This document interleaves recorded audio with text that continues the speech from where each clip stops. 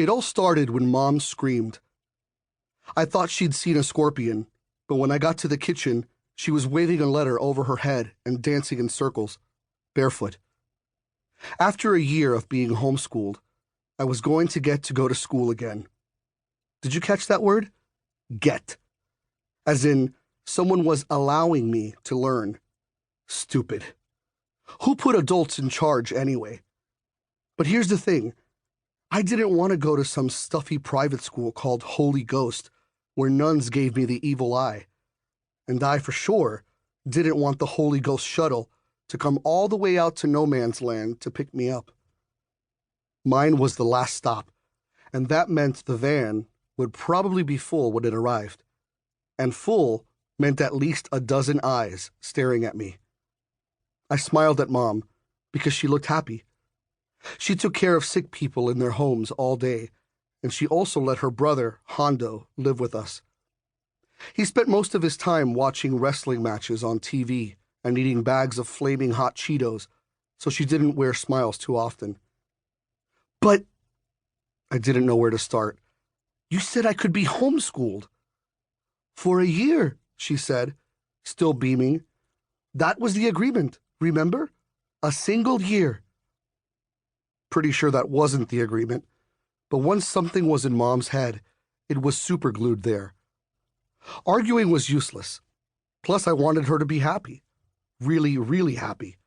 So I nodded hard and fast, because the harder I nodded, the more excited I'd look. I even threw in another smile. When? It was September, and that meant I'd already missed a month of classes. You start tomorrow. Crap. How about I start in January? Yeah, you could say I was super optimistic. Mom shook her head. This is an incredible opportunity, Zane. Doesn't private school cost a lot? They gave you a scholarship. Look! She flashed the letter as proof. Oh. Mom folded the letter neatly. You've been on the waiting list since... She didn't finish her sentence, but she didn't need to. Since referred to the day this jerk, a jerk whose face was seared into my brain, had mopped the floor with me at my old school, and I'd sworn never to set foot in any place of learning again. What about Ms. Cab? I asked. She needs my help. How am I going to pay for Rosie's food if I don't work? My neighbor, Ms. Cab, her real last name is Caballero, but I couldn't pronounce it as a little kid, and the nickname stuck, was blind and needed an assistant to help her do stuff around the house. Also, she worked as a phone psychic, and I answered the calls before she came on the line. It made her seem more legit.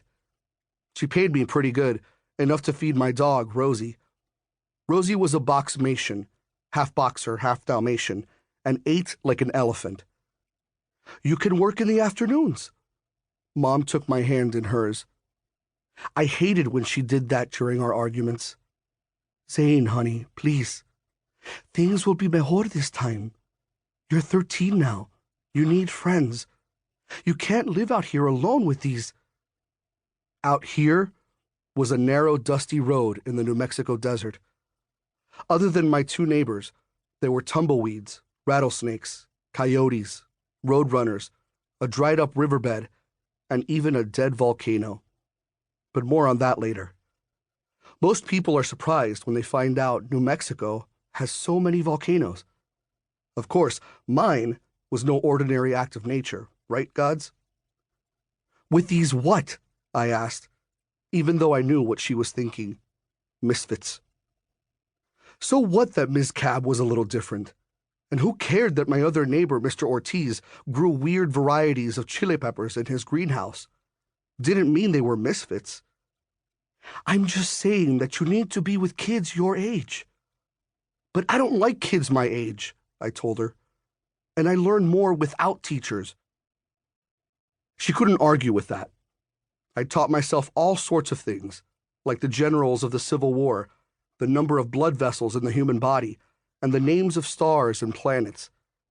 That was the best thing about not going to school. I was the boss. Mom ruffled my dark hair and sighed. You're a genius, yes, But I don't like you hanging out only with a bunch of old people. 2 isn't a bunch. I guess I'd sort of been hoping Mom would forget our deal.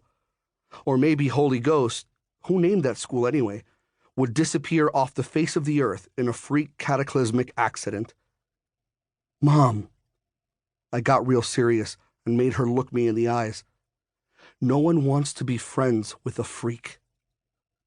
I tapped my cane on the ground twice. One of my legs was shorter than the other, which meant I walked with a dumb limp.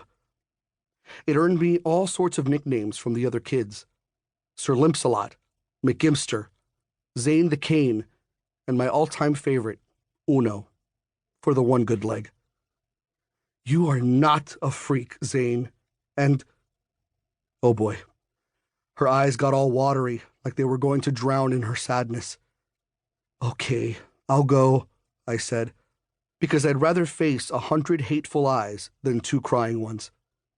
She straightened, wiped her tears away with the back of her hand, and said, Your uniform is pressed and waiting on your bed. Oh, and I have a present for you. Notice how she dropped the bad news with something good? She should have run for mayor. There was no point in my griping about the uniform, even though the tie would probably give my neck a rash. Instead, I decided to focus on the word present, and I held my breath, hoping it wasn't a rosary or something. Mom went to a cabinet and pulled out a skinny umbrella-sized box with a silver ribbon tied around it.